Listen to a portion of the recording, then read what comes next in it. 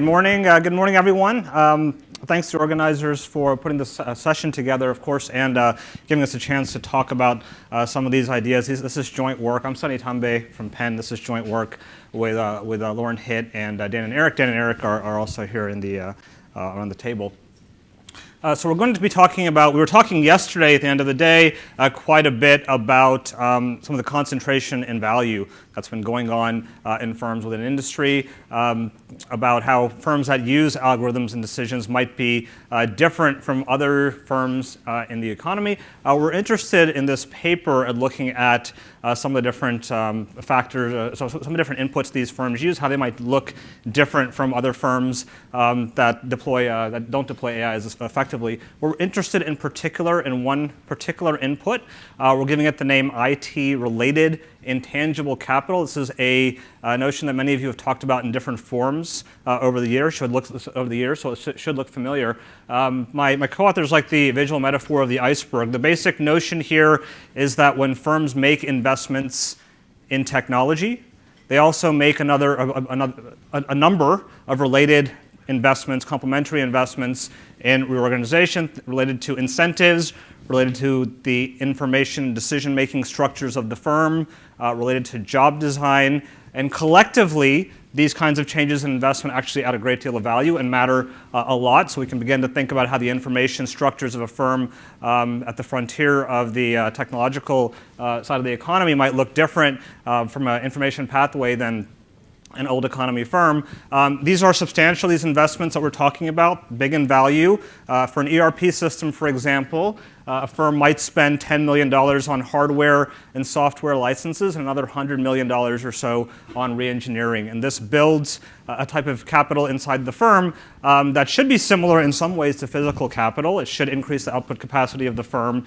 The market value of the firm should reflect that capital in terms of the cash flow it can generate. So we want to investigate a little bit in this paper the role of this kind of hidden or intangible capital in driving differences in firms and the flow of services that firms derive from this kind of investment. Of course, it has been hard to measure, so it's different from other kinds of tangible capital. In that way, it's less fungible. You can't collateralize it as easily. There are no secondary markets on which you might observe prices to exchange these assets. Difficult to capitalize. So essentially what we do in this paper is to measure the accumulation path of these IT-related intangible assets, basically using the insight from prior work from Martin Bailey, from Robert Hall, and others who have written about this, that the value of a firm's assets can essentially reveal its quantities under the right conditions. And then what we then do is start to look at the capital stock of this type in firms and investigate how it starts to matter for thinking about investment and use of AI, AI skill intensity in firms. Right? So that's sort of the path of the paper. Okay, so quickly we talk about computing ITIC quantities. So I'm going to use the term ITIC sometimes. That's IT-related intangible capital. We talk about computing the quantities of this asset from market value. The basic insight from this literature that I talked about is that the value of a firm's intangible capital reveals its quantities under assumptions of competitive product markets, constant returns to scale, immediate factor adjustment. So essentially, if we have a series of values that we can attribute to a particular type of investment, IT and IT intangible capital, we can then use that time series along with this insight. And I'll talk about this a little bit as we go a little further along. These two things together to deconstruct this into prices and quantities for this type of capital. And the basic intuition from these papers above is the following: that if you have measures of the value of this type of capital, it constrains the price and quantity to be on a parabola. There's also a second condition, which is the internal adjustment cost condition. And these two things together essentially yield two quantities, two unknowns and two equations, which can be used to recursively compute prices and quantities of this kind of IT intangible capital. And I'll put those equations on the board a little bit later on. But basically what we're doing is the ability to, or the measurement of the quantities of this type of capital in firms and how this might look different across firms in different sectors and so on is the principal innovation of this paper, which we're then again going to use to relate to questions around AI skill intensity, and AI investment. Okay, so walking through this approach here. So first, Hedonic regressions can generate a series of IT values from firms. This is an approach used by Eric Loren and Xin-Q Yang in 2002. The notion being that if you put the firm's market value on the left-hand side, you can put its assets of different types on the right-hand side, and then the value for any particular asset can be recovered by essentially multiplying the estimated coefficient estimate with the firm level measurement of the respective asset. So in this case, we're looking for the value of IT capital and IT correlates. What we do here is estimate this equation using all the firm's assets, multiply the IT coefficient times IT investment. I should mention, I'm just going to go back here. We're talking about these, when we're talking about this chunk of value that firms are basically generating, we're talking about the capital of the firm, of course, is the part we can see. There's also a lot of correlates that we're trying to pick up in this, right? So we're thinking about, all right, what are the things that firms are also doing? So if we put it an equation like this, as long as IT is correlated with all these other investments, it should show up in a recovery approach like this.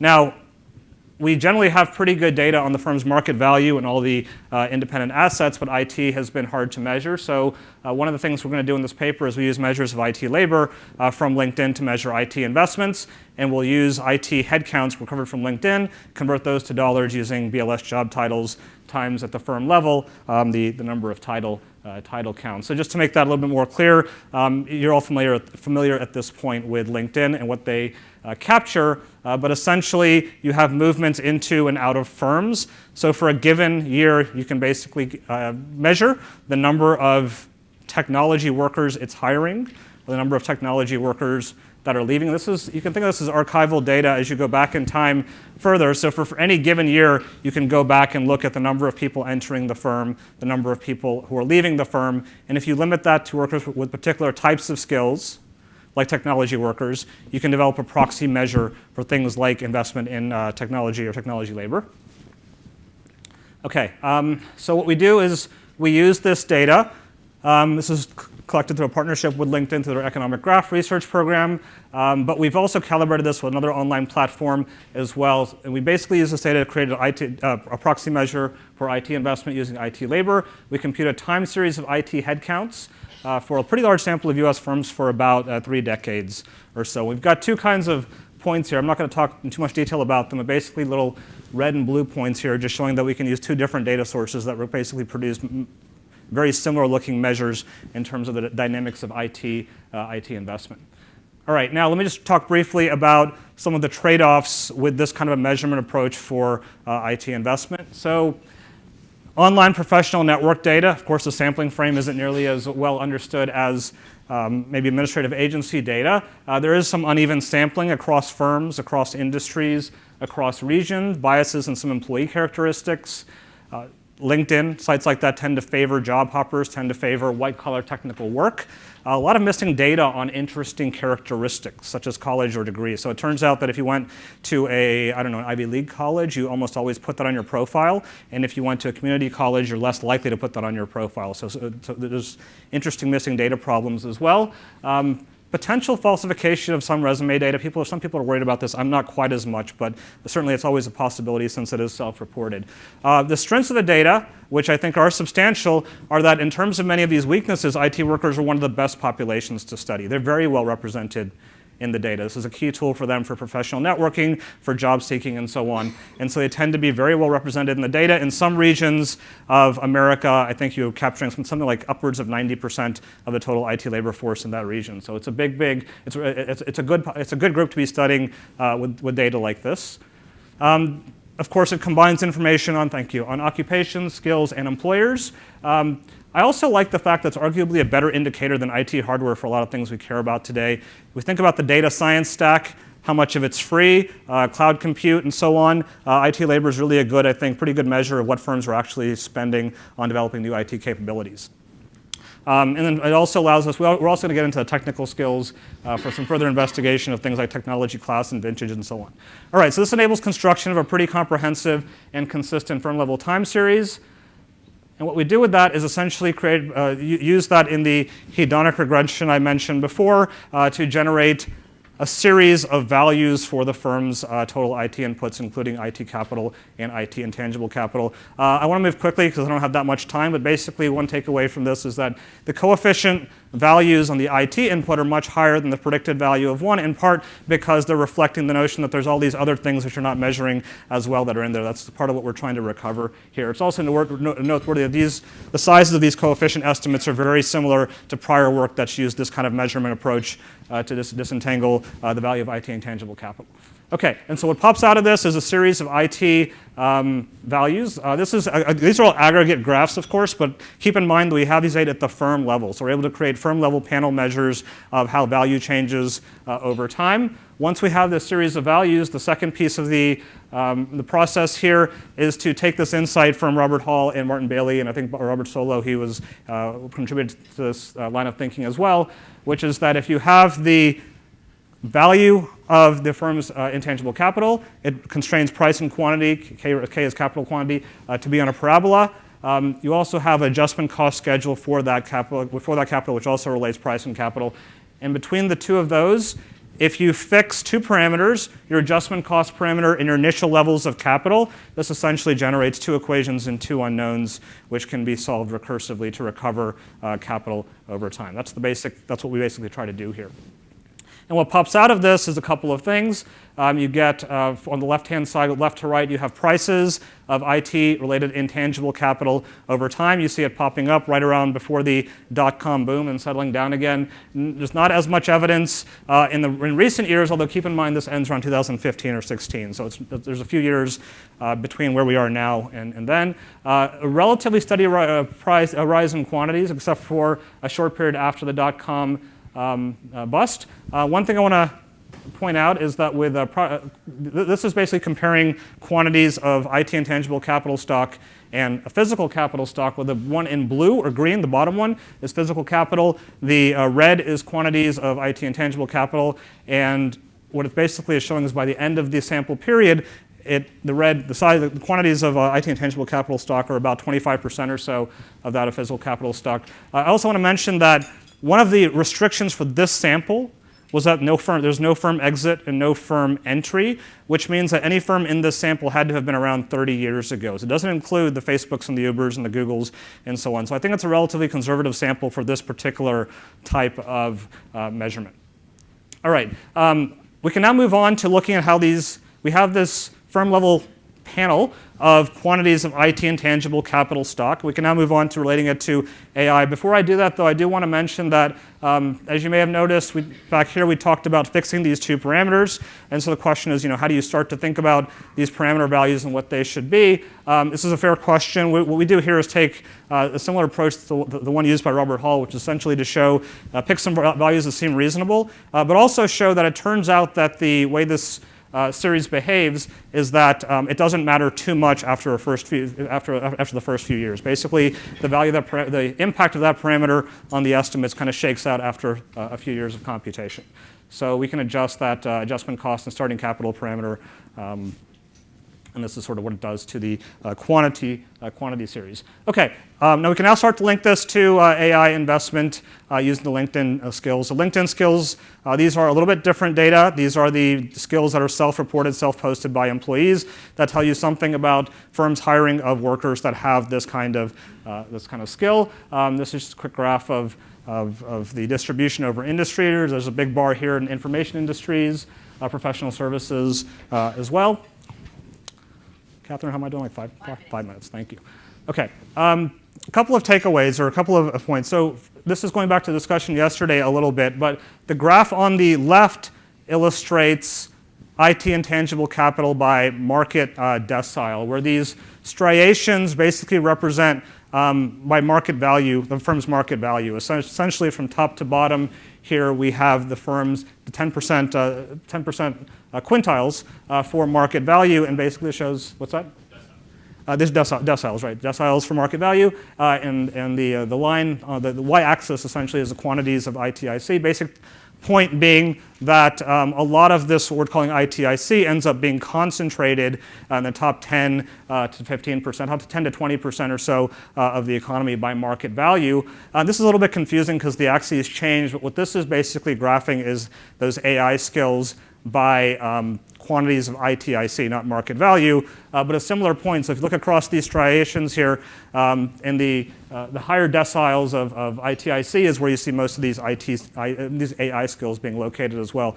More formally, we can put this in kind of a regression framework to look at correlations between quantities of ITIC and AI skills. And this one includes size and industry controls as well at a pretty fine-grained level. The industry is, I think, 2-digit, not that fine-grained, but somewhere in the middle.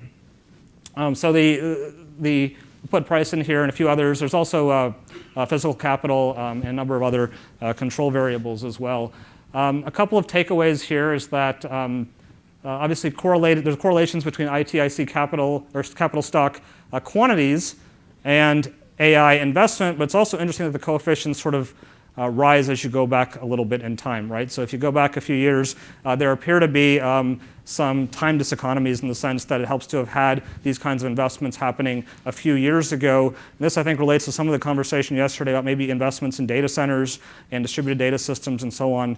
Maybe it's an installation. It's a time of installation cost, time to install that capital in the firm. But for whatever reason, as you go back in time, these coefficients get a little bit larger. We can also look at, and we'll try to bring these things together in a second. We can also look at, this is accompanied by a concentration in labor that supports these kinds of investments. One of the stories we'd like to be able to tell is that there are these firms, like people that we've been talking about, that are investing a lot in fixed cost technologies and trying to expand across markets to deploy scale and so on. And there's at least, and this is preliminary, this particular chart is kind of preliminary, but just sort of looking at the notion that there's a lot of also accompanying concentration of workers that are building out this fixed cost, these new technologies in this bucket here. And you might argue that these blue bars are essentially people that are associated with rolling out these products to new markets, right? And so there's some market expansion going on. So somewhat preliminary, but again, the idea that the capital concentration we were looking at a second ago, thank you, is very similar or is reflected in the labor concentration for some occupations specifically that we see in the same sample of firms. Okay, lastly, we're talking about, now that we have this framework with capital stock and prices, we can look at how AI should affect not only value, but also the firm's capital stock. AI prices should be high now because the capital base is pretty low, investment rates are high. For AI, we should expect to see high prices, but because the intangible capital has not yet been built out, maybe not early stage contributions to productivity or revenue growth just yet. On the other hand, older data technologies, database systems, networks, data centers, and so on should have more equilibrated prices and a stronger effect on productivity. And we see some evidence of this where if we break this IT labor bucket down into more fine-grained measures of the type of work they're doing in the firm, see that this is not a great title, and part of the reason for that is the job titles are not quite as granular as we'd like, but essentially the correlations between workers who are doing what you would call data science or moving on to building out AI capabilities, you see that showing up in market value, but not so much in the development of IT stock. There you see the investments in workers doing databases, network administration, having a stronger correlation with those types of workers. Okay, so just to sum really quickly, we used a new IT labor series to measure how quantities of IT-related intangible capital have been building in firms over the last 3 decades. We show significant concentration in ITIC in the top 20% of firms by market value, and some evidence that these ITIC-rich firms are the ones that are building out AI capabilities.